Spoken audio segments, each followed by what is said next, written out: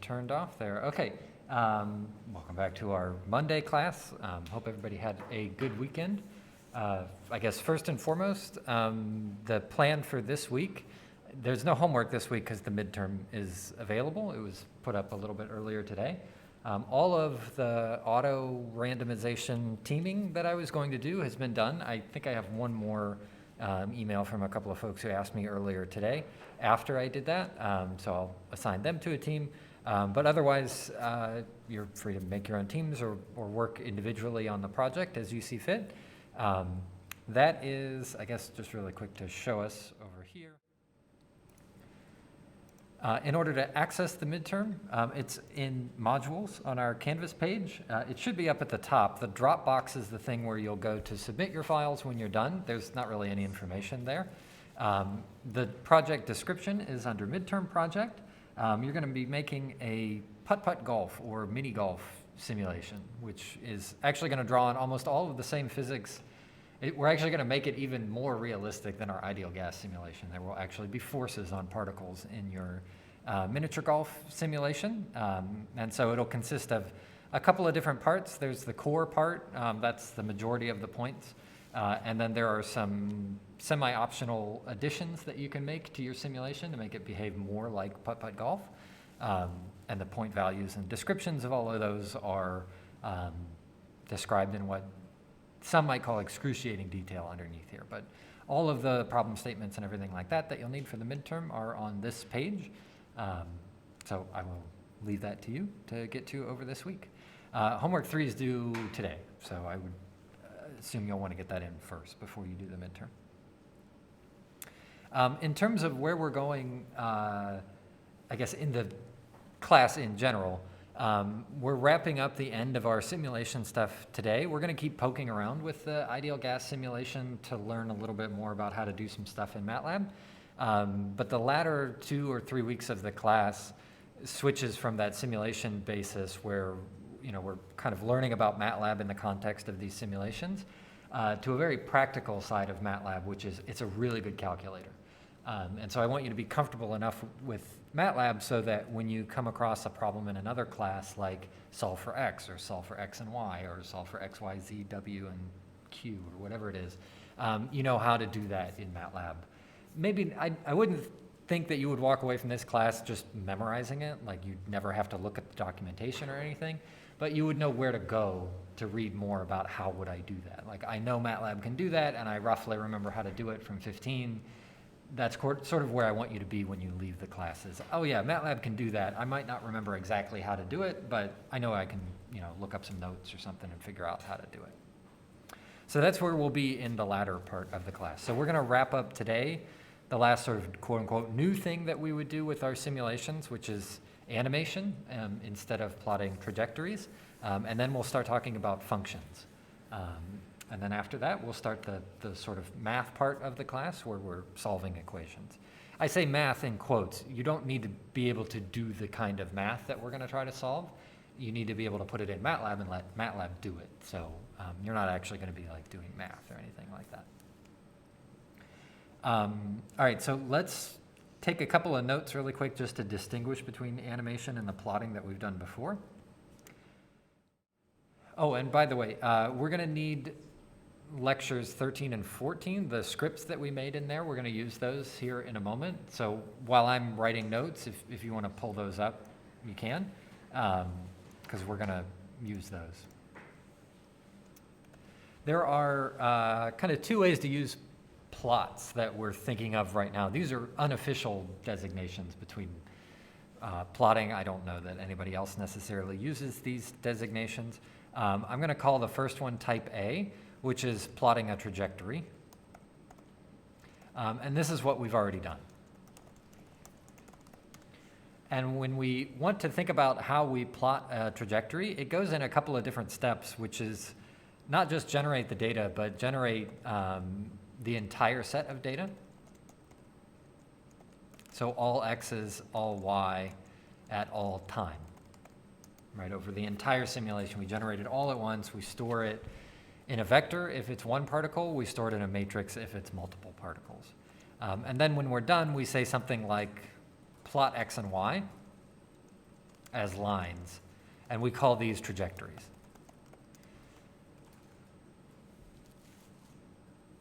So if, for example, in Excel, we wanted to do something like that, just to demonstrate the general behavior, let's say we wanted to plot the trajectory of a particle oscillating like a sinusoidal particle might, however that happens to be.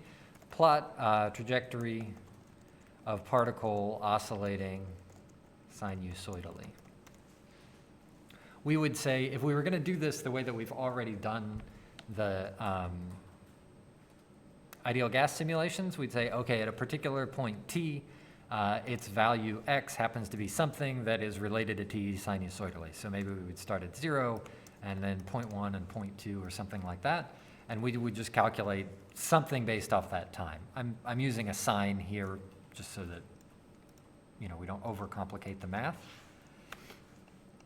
And then when we're all done with that, we end up plotting this.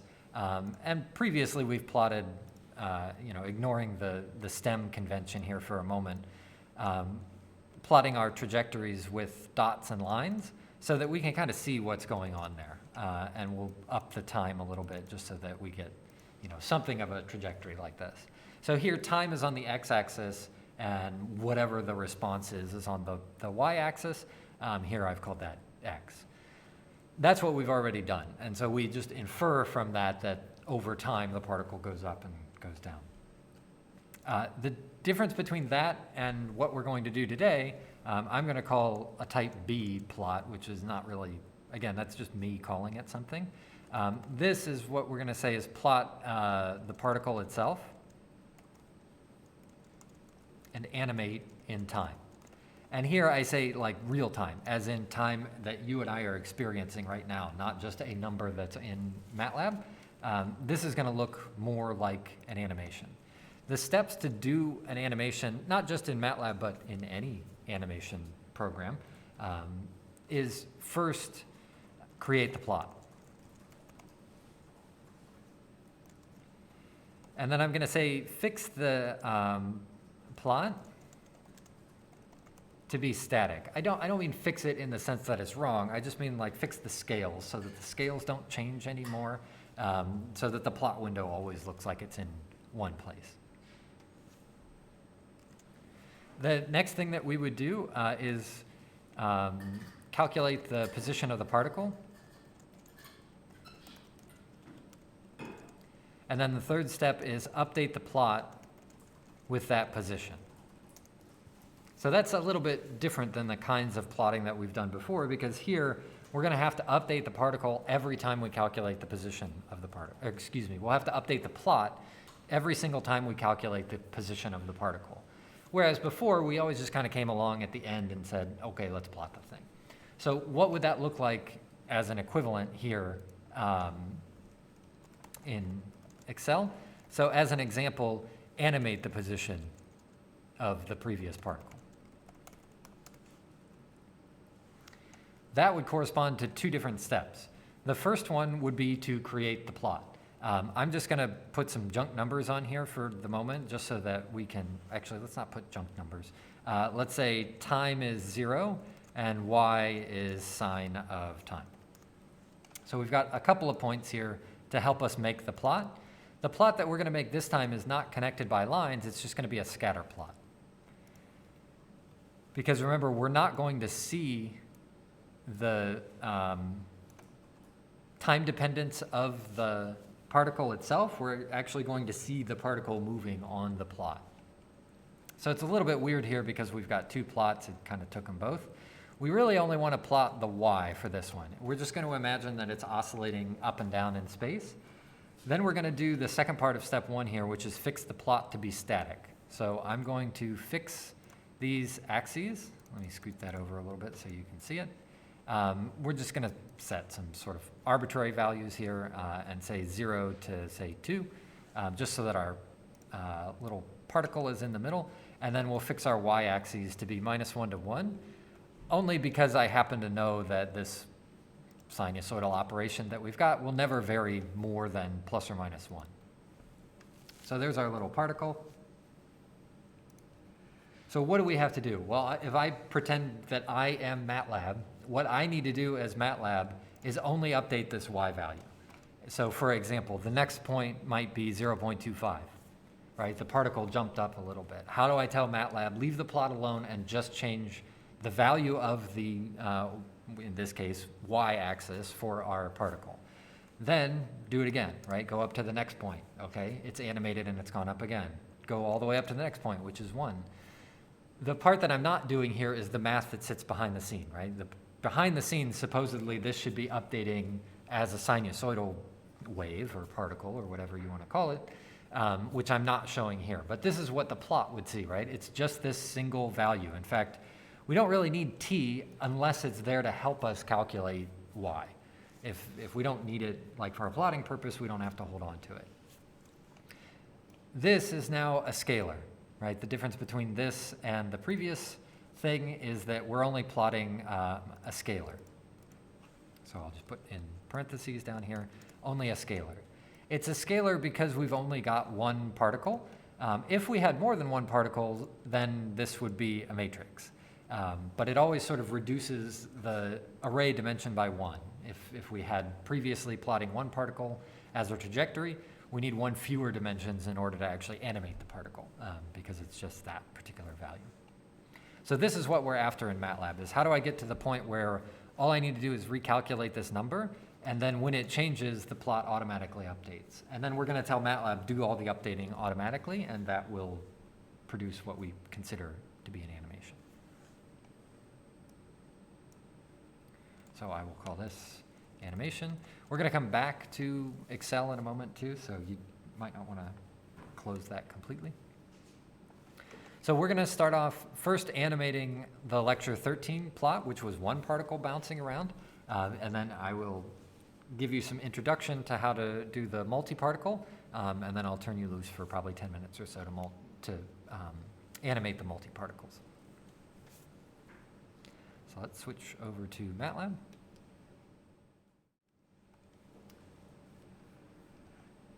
So here is lecture 13, the script that we had from that. I'm going to create a new script. Yeah, new script is fine. Or we'll call this lecture 15B. And I'm just going to take the script from 13 and copy it over so that I don't accidentally delete it. But we are starting from lecture 13, so if you want to do something like that, you're welcome to. I'm going to get rid of the plotting down here on the bottom because remember, we're not interested in calculating the whole trajectory and then plotting it. We just want to plot it as we're going. So we don't need that extra plot command down there at the bottom. And then what do we have to do in terms of changing things up here? Well, the first thing that we said we had to do was plot the particle or create the plot and fix its axes. We have to do that in a way that's a little different from the way that we've done it before. So for example, what I might want to do here is just plot x, y. And since it's a particle, let's make it look like a particle. So KO will say, make this a black circle. And then we'll say marker face color. I'll set mine to be red. No, magenta.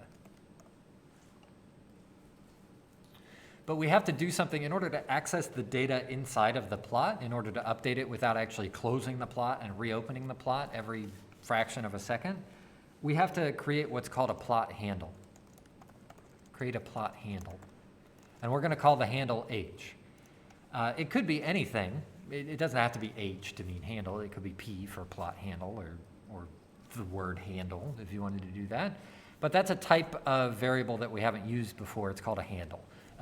It's MATLAB's internal way of referring to things that are not arrays, so things like plots or things like functions or something like that. That's called a plot handle. We'll fix the axes.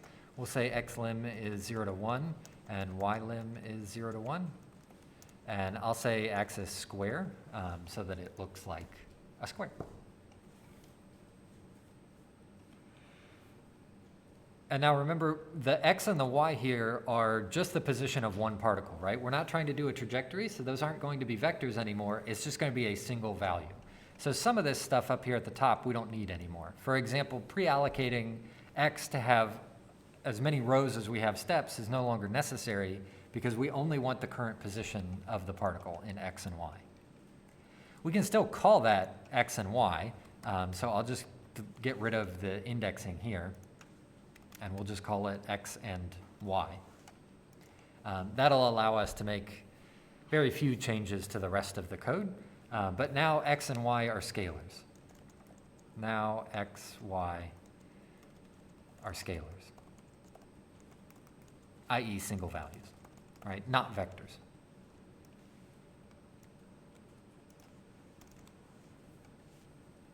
So I leave the pre-allocation here just in case you want to see it for reference, and also to make as few changes to this code as possible so that you can compare them side by side.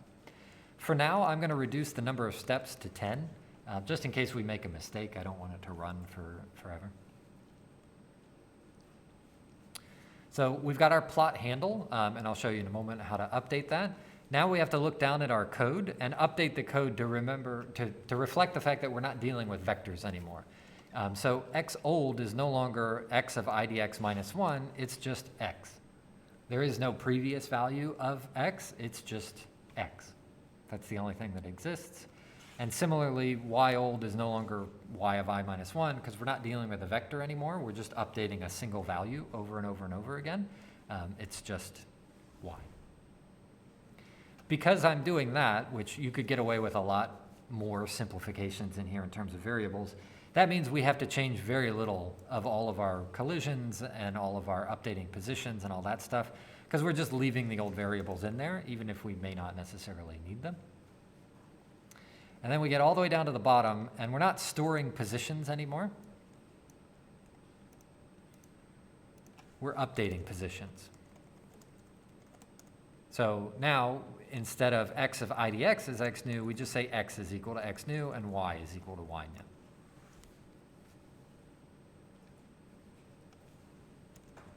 And the last part is to update the plot. This uses the plot handle that we created before.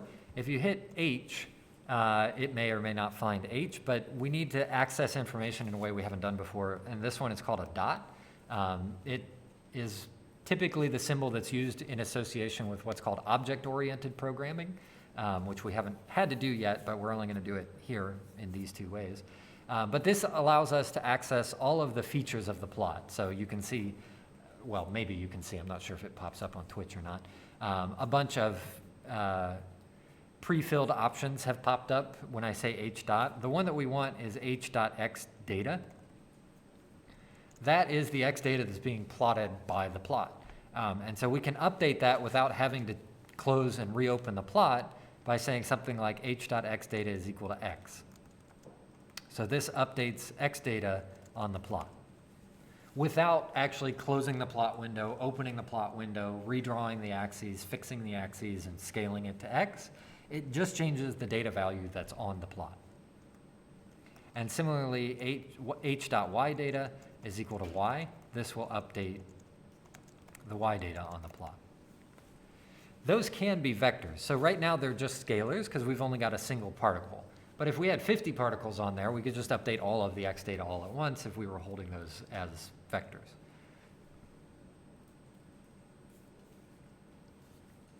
And then the last part is specific to your computer.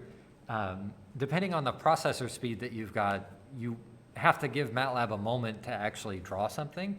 And that's not a restriction of Matlab. Any program needs a little bit of time to draw to the screen. And so the way that you tell Matlab to wait for a moment is through the pause function. And I'm going to set it to a fairly high value right now of 0.25, which is basically pause the code for 250 milliseconds. That gives Matlab the opportunity to finish its drawing routine before it tries to go recalculate the next value. The calculation, the math part of most simulations tends to be really fast. The slow part is the thing actually drawing it to the screen. It was the same way with most video games up until fairly recently when we have so much processing power that we're just looking for things to spend it on.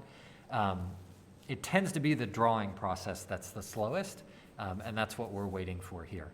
If you've ever seen like the movies or TV shows where somebody has like animated their search process, like they're trying to match like ancient hieroglyphics and they show the image and then it rotates and they show the image, nobody does that because it takes so much effort, not only to show it, but for the computer to actually plot it.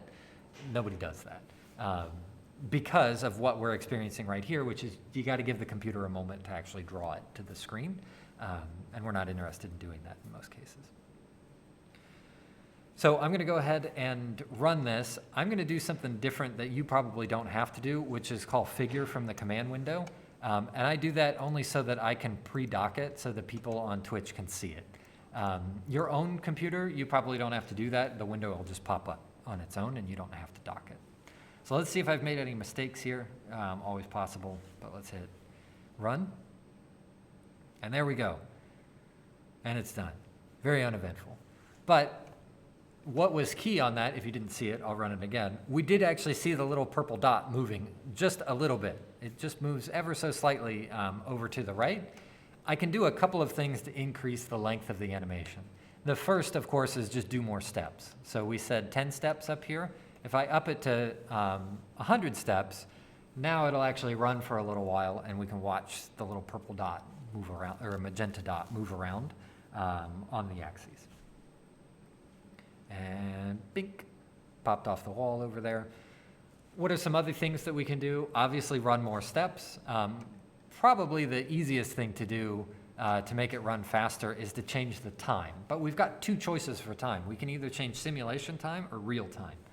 By real time, I mean that pause function that was down here at the bottom. Your computer can probably run a lot faster than a quarter-second pause. So for example, I'm going to change mine to 05 and run it again. And it seems to do okay at about 05, right? It doesn't seem to be lagging too much. Most of the time, I don't go any lower than about 01. There is a floor in there where Matlab simply will not update fast enough to change the plot. So if you try to put like a 0 or something in there, you eventually hit the wall of Matlab saying like, I just can't draw something that fast. So I'm usually doing about 05 if I need to animate. But you can also change the simulation time, which up here was DT. If I change that to 0.1, now that plot will look like that particle will look like it's moving around quite a bit more than it was. I can update that to anything I want. I can go up to about 1,000 here on steps if we really want to watch that thing float around for a while. But that's all animation is. That's the same way that your screen on your computer right now is displaying what you're doing. It's wiping the screen and redrawing it by lighting up the pixels underneath your monitor faster than your eye can see it. It's the same way games work. It's the same way your phone works. Pretty much all displays work like that. They redraw it as they go, but they're doing it so fast that to us it looks like smooth motion.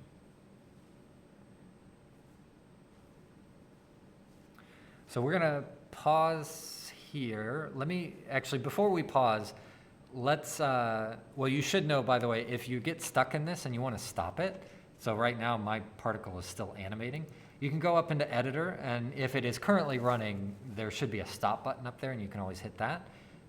Or you can hit Control-C. If you hit Control-C on your computer or on your keyboard, it'll just break it wherever it happened to be at that particular moment. But let's look at now the multi-particle code, and I'm going to get you started, and then we're going to spend about 10 minutes or so while you're working through that to try to animate more than one particle. So this is lecture 14. And I'm going to get you started by sort of doing that top part, a little bit of the top part here, which is create the plot. So we need a handle. I'll call this handle P, just so that you don't think it always has to be the same one. We're still going to say plot X, Y, and we're still going to set them as circles. Marker, face, color. This time I think I'll make them black so they're a little bit easier to see. And you still need the X limb, blah, blah, blah. I'll let you fill in the X limb and the Y limb. The bigger difference is, remember, when we go from plotting a trajectory to plotting an animation or performing an animation, the dimensions of the array go down by 1. So we don't need all these rows of X and Y. right? There's only one row of x and y. There's just multiple multiple columns now because each column represents a particle. So we don't need that many rows. We only need, in fact, one row. And we only need one row for y. Our u and our v are fine. We don't have to change those at all. Those already existed as row vectors, so we don't have to update those at all. The indexing that's down here can be changed a little bit.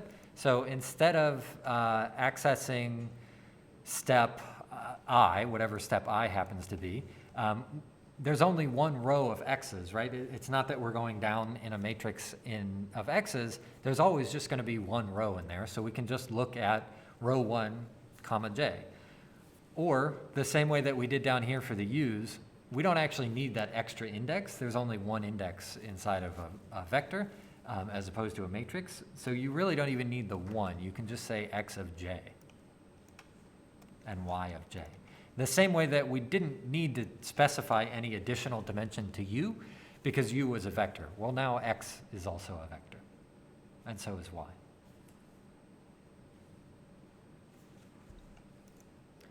So you'll make any additional changes to xlim up here, and then get rid of the plot at the bottom. And outside of the for loop, now you'll update the plot. So I'm going to leave that part to you, but this is the x data part that we had mentioned before.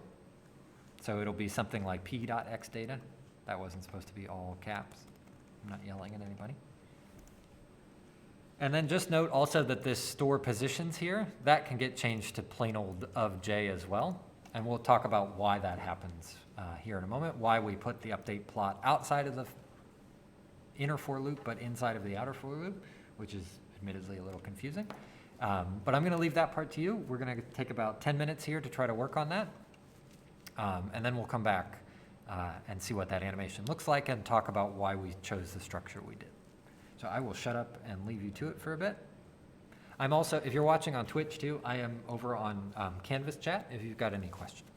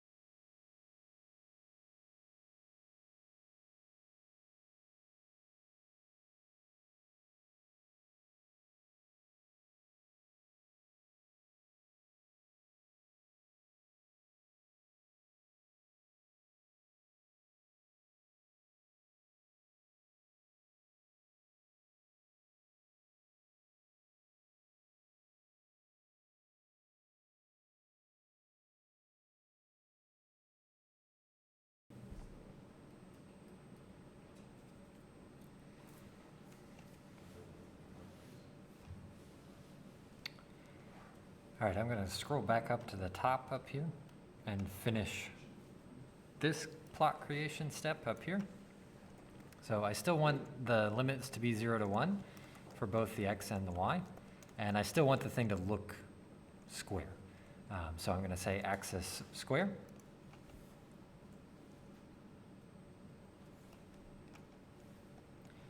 Everything we've got up here looks fine. I'm going to up the time a little bit just so that we can see it better, and reduce the, actually 20 particles is fine. We should be okay with 20 particles.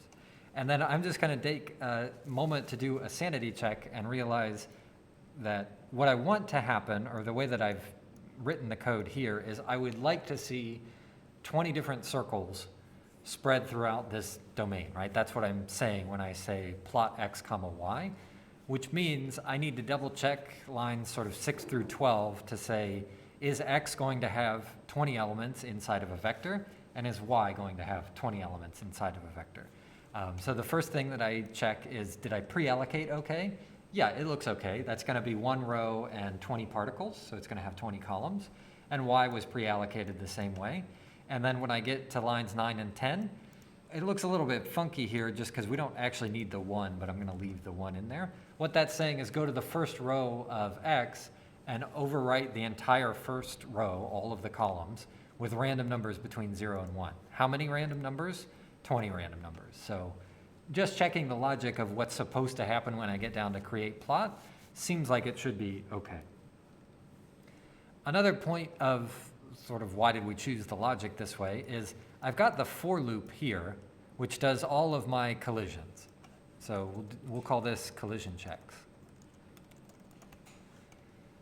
There is a clever thing that you can do in Matlab. If you notice, every time you create a for or an if statement, you get a little drop-down box over here on the left. It's not the debugger, right? This is the debugger. If I click on a number, that's the debugger. But right next to that, whenever you have for loops, there's a little collapse button that will expand and collapse for loops, as well as if statements. So I can collapse just that if statement here, although it looks a little bit messy when I do that.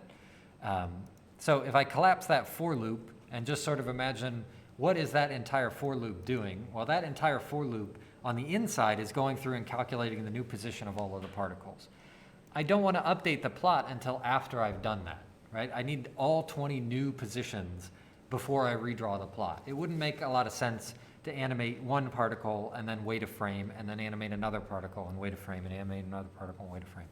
That's why the update plot went outside of this j is 1 to n particles.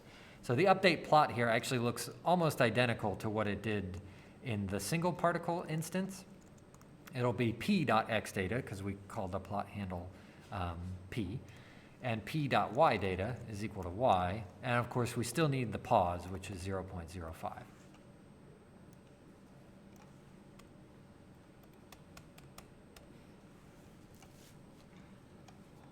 So if this works, we should see 20 particles floating around.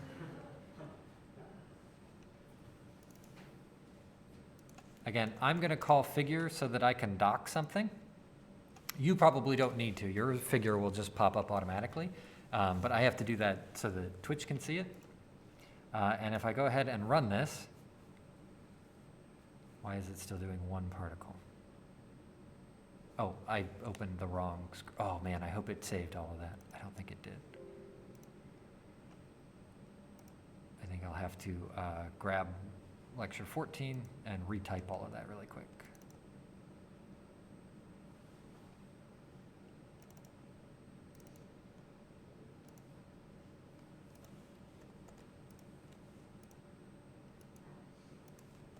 I forgot to save my file. Let that be a lesson. To save your file. Lecture 15B, multi-particle animation.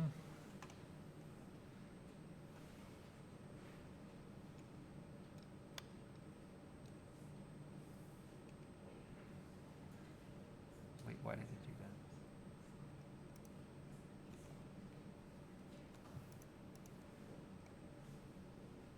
No, all of that's fine. Huh. Yeah, all of that seems okay. I'm going to have to review the footage that we had and figure out exactly what I did wrong right there, because it did exist, and then I found it. Okay, so anyway, here's the script. It's moving around a little bit fast right now, so I'm going to change the simulation time to be a little bit shorter. Instead of 1, I'm going to say, or instead of 0.1, I'm going to say 0.01, so that now as it moves around, we can see little particles floating around, which is great. Again, this is not something you would really want to do for a molecular dynamics simulation, because you're wasting so much computational time updating the drawing, but it sure is neat to look at. And it gets even better when you introduce like forces and collisions between particles, because you can watch them collide. You can also introduce chemical reactions by changing the colors of different particles, which does require a different plot, but it's not too far beyond what we've got right here. And now we can update the number of particles to be quite a bit. Remember when we tried to look at 200 particles last time, it just looked like one of those yarn drawings. But now with 200 particles and an animation, you can at least kind of see a few of the particles floating around inside of there. So the reason that I did animation is A, just so you know how animation works. That's all it's doing. It's redrawing as it goes. But B, really to practice our indexing, because we keep changing the size of our variables. And I'm doing that on purpose so that you have more and more opportunities to look back and review these sorts of things and say, why did we make the change that we did, to get some kind of behavior that you're used to seeing, right? This is, if we were to store all of those trajectories, we would get the same plot that we would have gotten in lecture 14. It's just a different way of viewing the same thing.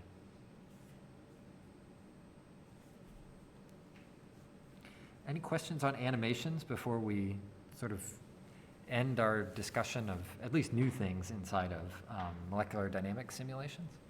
We're going to keep using them as a platform, but we're not really going to add anything to the platform at this point.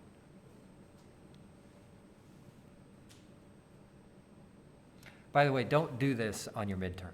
There's a line on there on your midterm that says, don't animate your midterm. Make your midterm look like the trajectories that we had previously. I do that on purpose because nothing that you need this week will be on the midterm. It's not that you can't use it, like you could animate your midterm if you wanted to, but I've specifically asked you not to animate your midterm because there's nothing that you need in this week. I want you to be able to focus on just the stuff that we've learned up till now. You do not need this for your midterm. In fact, I've asked you not to use it for your midterm.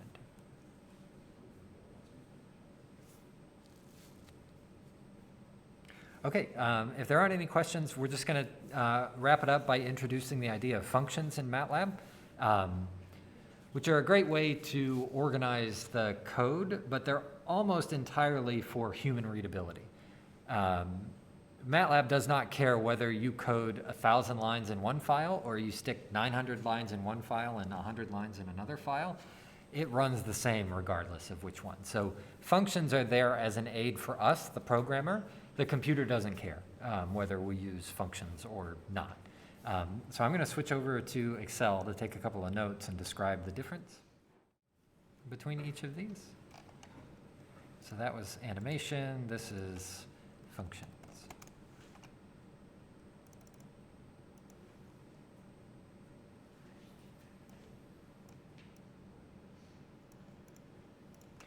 All right, so in Matlab, there are two types of files. There's more than two, but there's only two that we're interested in.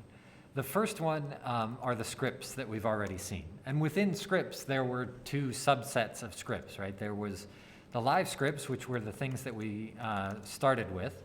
And some of the advantages of live scripts was there was a certain level of interaction that you could have with them, right? With the sliders and stuff like that.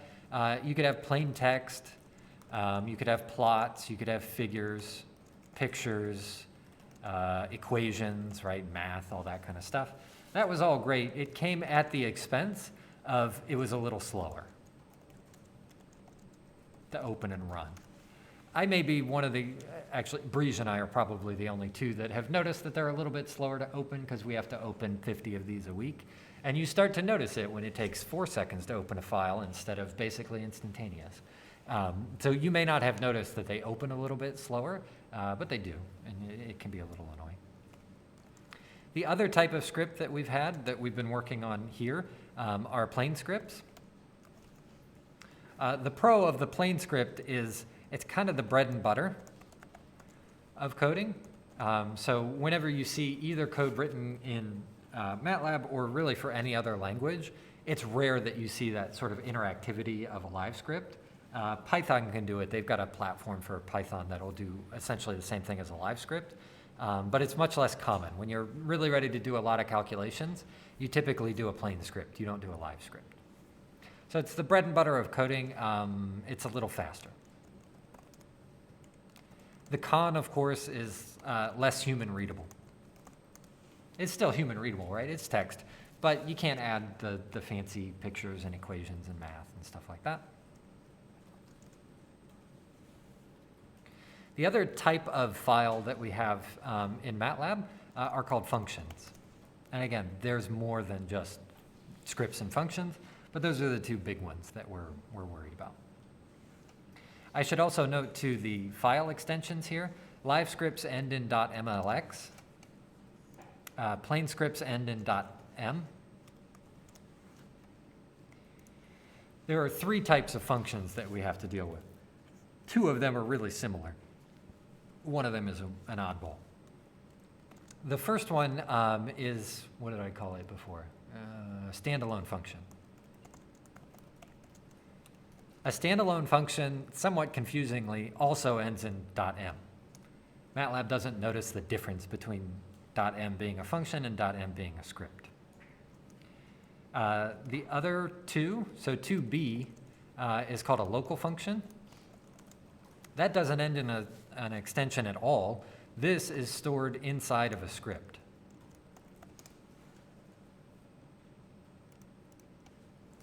And then the last one, 2c, is called an anonymous function. This one's not even stored inside of a script. This is defined on demand. So that they call it anonymous because it doesn't really exist as its own file or even as I don't know, it kind of blurs the line between a local function and a variable. We will practice most of them as we go. Generally speaking, what are some of the pros and cons of each of these? And we're going to be very brief with this because we're just going to practice them on Wednesday and Friday. The standalone function can be called by multiple files, multiple scripts. The con to a standalone function is that it can be called by multiple scripts. The reason that that's a con is because it can become confusing.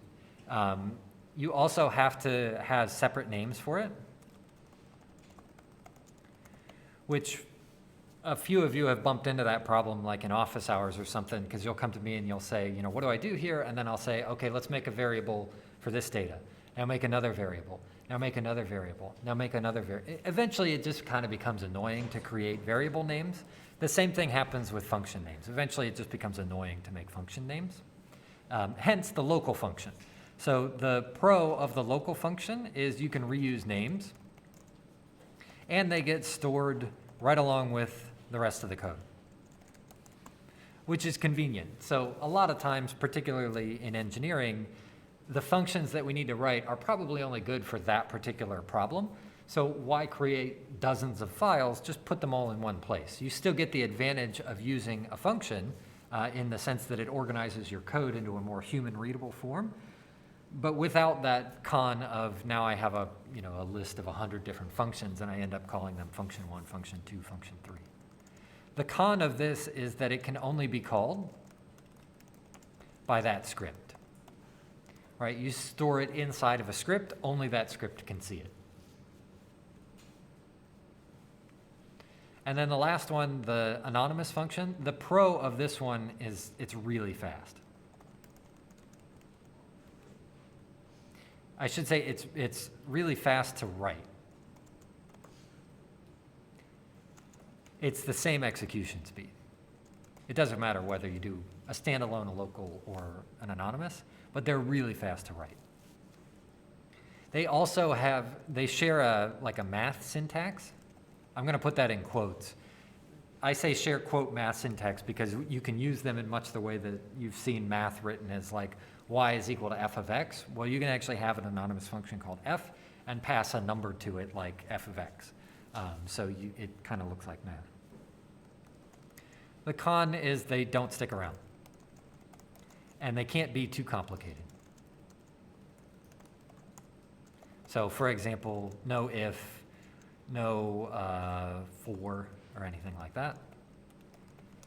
But there's a huge class of math-looking functions that don't need if statements and for statements and all that kind of stuff.